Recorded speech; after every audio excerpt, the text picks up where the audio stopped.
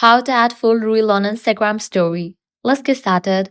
Launch your Instagram. Now navigate to the reel section. Now head towards any of the reel that you want to share. Click on the share icon. Click on the option of add to story. When you try to share any reel that is more than 60 seconds, it won't appear as a full reel. So what you can do is close this. You'll need to download third-party application Instant Save.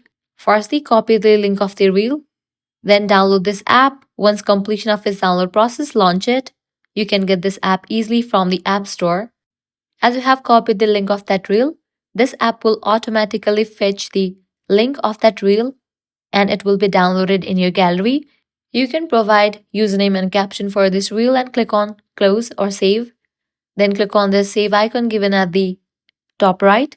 Once you do that, now close this and launch your Instagram. Click on the option your story.